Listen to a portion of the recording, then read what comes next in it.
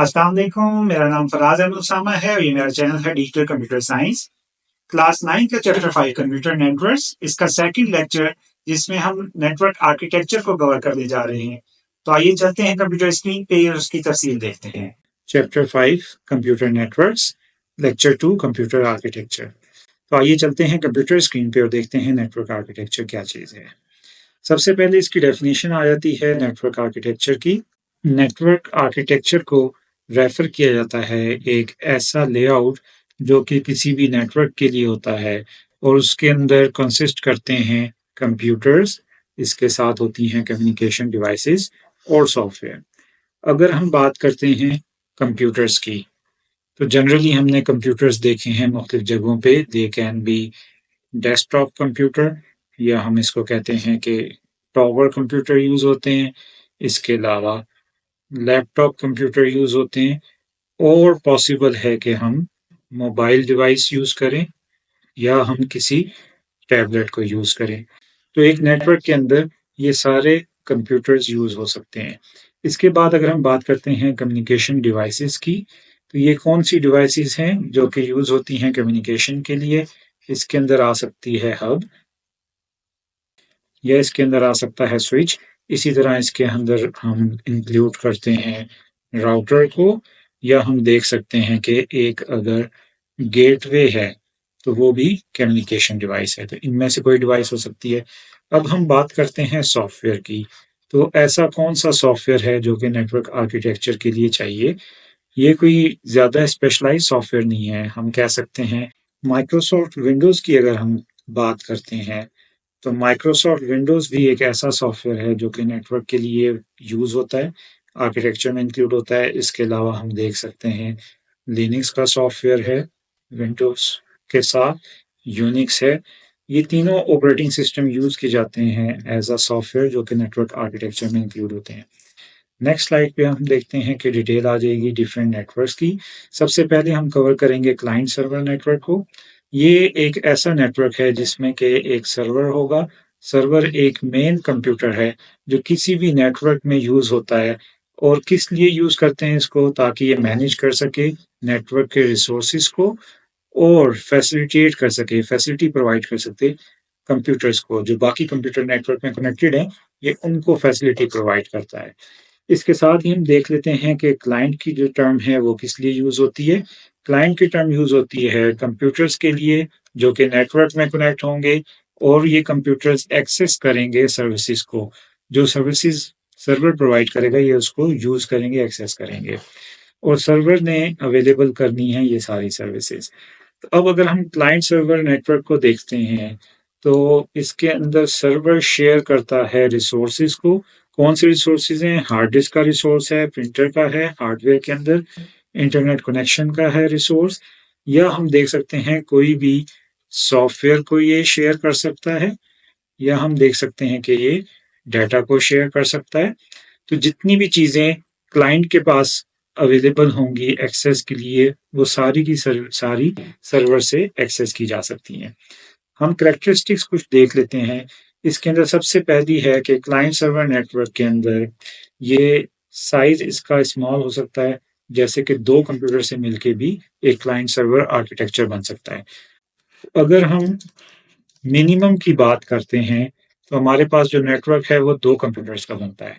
इससे ज़्यादा 3, 4, 5 की हम बात कर सकते हैं, या मैक्सिमम की अगर हम बात करते हैं, तो मैक्सिमम के अंदर लेट्स से हम कहते हैं 500, 1000, 10,000, या अगर हम 1 मिलियन की भी बात करें, तो ये भी एक ऐसा आर्किटेक्चर है जो कि क्लाइंट सर्वर ईज़िली कवर कर सकता है।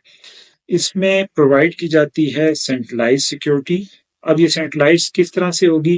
क्योंकि अगर एक सर्वर है, उस सर्वर के थ्रू अगर हम कनेक्ट करते हैं मल्टीपल कंप्यूटर्स को, तो इसकी हम अगर डायग्राम देखते हैं, तो यहाँ पे सर्वर प्रोवाइड कर रहा है मुख्तलिफ क्लाइंट्स को कनेक्टिविटी। सर्वर सबसे टॉप के ऊपर होगा और उससे नीचे जो कनेक्टिविटी आ रही होगी वो डिफरेंट क्लाइंट्स की आ रही होगी। तो इस तरह से हम इसको इस डायग्राम में भी शो कर सकते हैं। अब सर्वर से अगर कनेक्टिविटी आ रही है, तो इसने जितने क्लाइंट्स हैं उन सबको रिसोर्सेज शेयर करने हैं। तो उसके साथ साथ यहाँ पे इसकी जो सिक्योरिटी है वो भी ज़्यादा बेहतर होगी, क्योंकि एक सर्वर ने ही इस सिक्योरिटी को मेंटेन करना है। तो ये डायग्राम इसकी ऐसे हम देख सकते हैं, या हम देखते हैं कि अगर एक सर्वर है तो इसके थ्रू मुख्तलिफ क्लाइंट कंप्यूटर्स कनेक्टेड हैं, तो हम इस तरह से भी एक डायग्राम बना सकते हैं कि मल्टीपल क्लाइंट्स इस सर्वर के साथ कनेक्टेड हैं। अब इसके अंदर कोई लिमिट नहीं है कि मिनिमम और मैक्सिमम कितने हो सकते हैं। मिनिमम 2 से भी स्टार्ट हो सकता है, 3, 4, 5 भी आ सकते हैं, मैक्सिमम 500 भी, 1000, 10,000 या 1 मिलियन भी आ सकते हैं। तो ये कोई मिनिमम या मैक्सिमम के ऊपर बेस नहीं कर रहा होता। अब एक पर्सन, एक ऐसा शख्स जिसको कि हम नेटवर्क एडमिनिस्ट्रेटर के नाम से जानते हैं, उसकी रिस्पॉन्सिबिलिटी होती है, उसका फ़र्ज़ होता है, उसने ये ड्यूटी अंजाम देनी होती है कि वो शेयर करे रिसोर्सेज़ को, ताकि ये सर्वर के थ्रू वो सब क्लाइंट के पास रिसोर्सेज़ पहुँच सकें। और वो किस तरह से करता है, वो क्रिएट करता है यूज़र अकाउंट को। यूज़र अकाउंट बन सकते हैं, जैसे हम देखते हैं कि कंप्यूटर लैब के अंदर गेस्ट का अकाउंट हो सकता है या स्टूडेंट का अकाउंट हो सकता है। मेन एक एडमिन का अकाउंट होगा। उस एडमिन के अकाउंट से मोस्टली एडमिनिस्ट्रेटर लॉगिन करता है, और उसके अलावा जो अकाउंट हैं they can be guest account हो सकते हैं, या हम कह सकते हैं कि स्टूडेंट के लिए स्टूडेंट का अकाउंट हो सकता है, या फिर इसके अंदर डिफरेंट और नेम्स के साथ भी अकाउंट बन सकते हैं। तो कोई भी अकाउंट अगर बनेगा तो एडमिन ने बनाना है, और उसने शेयर करने हैं रिसोर्सेज इन अकाउंट्स के साथ, गेस्ट का अकाउंट, स्टूडेंट का अकाउंट। इसके साथ साथ असाइन करने हैं प्रिविलेजेस। प्रिविलेजेस किसको कहते हैं? प्रिविलेजेस कहते हैं राइट्स को, कि कौन से ऐसे काम हैं जो कि यूज़र कर सकते हैं, उनके पास कौन से राइट्स अवेलेबल हैं। इसी तरह जितने भी यूज़र्स होंगे नेटवर्क के ऊपर, उन सबको मैनेज करना है, और वो काम किसका है? वो काम है नेटवर्क एडमिनिस्ट्रेटर का। नेक्स्ट स्लाइड पे हम चेक करते हैं, हमारे पास नेटवर्क है पीयर टू पीयर नेटवर्क। इसके लिए हम एक डायग्राम इस तरह से देख सकते हैं कि एक कंप्यूटर है, इसके साथ लेट्स से हम कहते हैं कि second computer, then there is third computer, and इसके साथ 4 कंप्यूटर। अगर हमने 4 कंप्यूटर के लिए पीयर टू पीयर नेटवर्क देखना है, ज़्यादा बेहतर होता है कि एक स्मॉल नेटवर्क इसके अंदर बने। तो हम 1 को कनेक्ट करेंगे 2 से, 1 को कनेक्ट करेंगे हम 3 से, 1 को हम कनेक्ट करेंगे 4 से। अब हम देखते हैं कि 1 सारे कंप्यूटर से कनेक्ट हो गए, देन हम 2 को कनेक्ट करेंगे 3 से, 2 को कनेक्ट करेंगे हम 4 से, एंड फाइनली हमारे पास जस्ट 3 की कनेक्टिविटी 4 से रह जाएगी।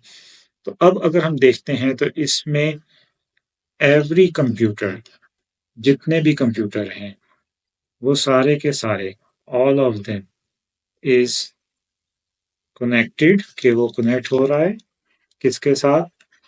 With every other computer.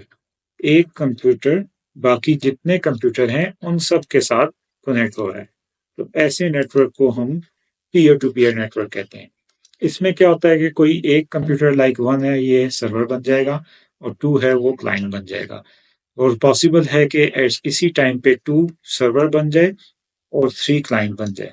तो एट अ टाइम कोई भी 2 कंप्यूटर एज अ क्लाइंट या एज अ सर्वर काम कर सकते हैं, या दोनों एक ही टाइम पे दोनों रोल भी कर सकते हैं, कि एक कंप्यूटर जो सर्वर है लाइक 1, ये उसी वक्त क्लाइंट भी बन जाए, और ये जो क्लाइंट है ये उसी वक्त सर्वर भी बन जाए।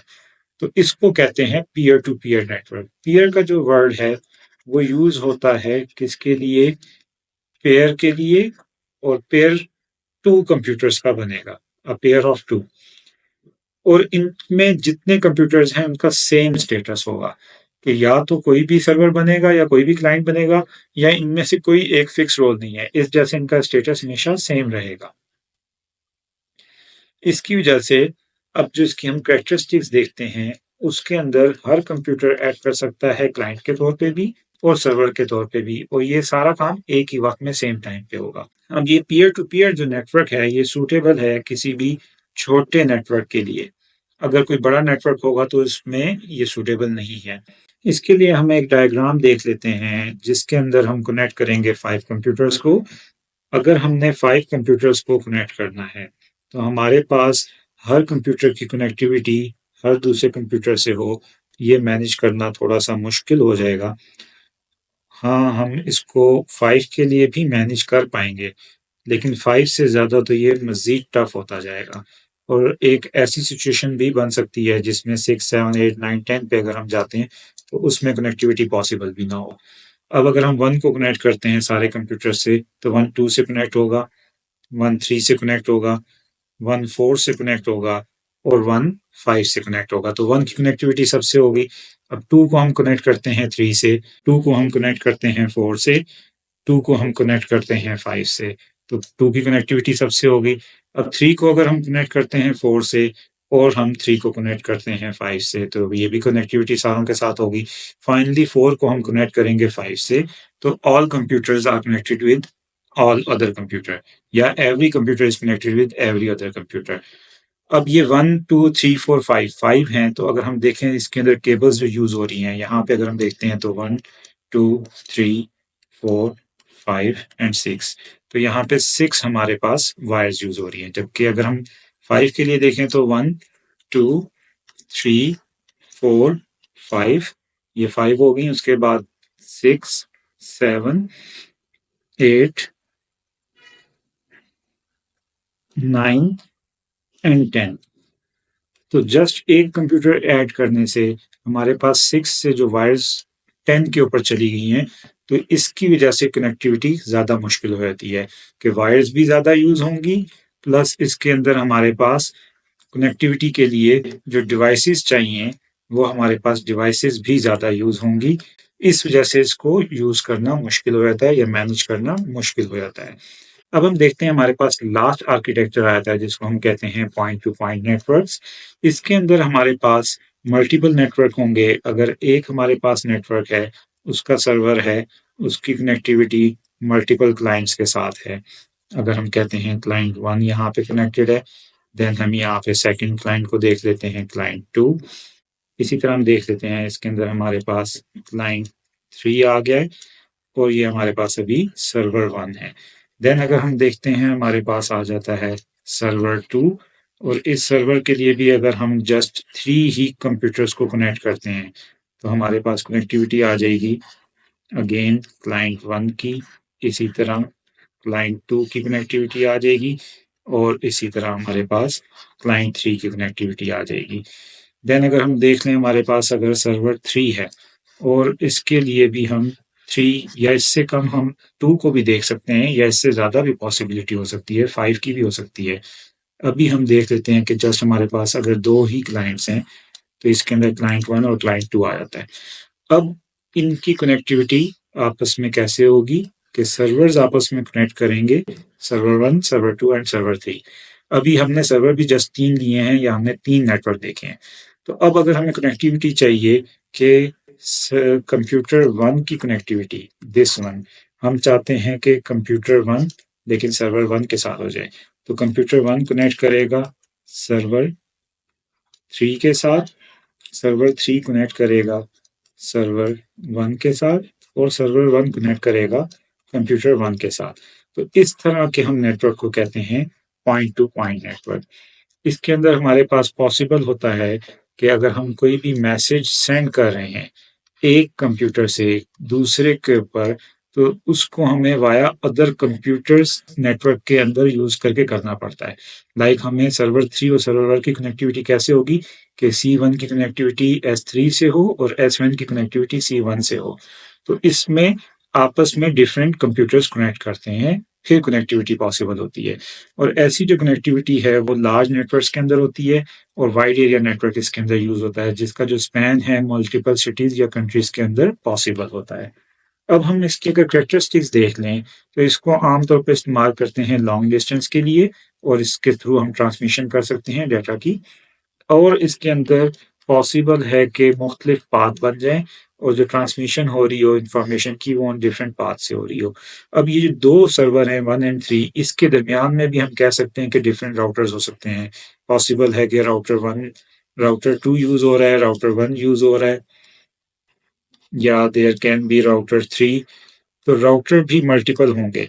तो इन राउटर के थ्रू अगर कनेक्टिविटी हो रही है तो हमारे पास मुख्तलिफ पाथ बनेंगे और ये काफ़ी कम्प्लेक्स नेटवर्क बन जाता है। तो यहाँ पे हमारा आज का लेक्चर खत्म होता है। तो अगर आपको ये लेक्चर पसंद आया हो तो इसको लाइक करें और शेयर करें और चैनल को सब्सक्राइब करें ताकि आपको मजीद इसी तरह की वीडियोस मिलती रहें और ये लेक्चर उन स्टूडेंट्स तक पहुंचते रहें जो ऑनलाइन कंप्यूटर साइंस पढ़ना चाहते हैं।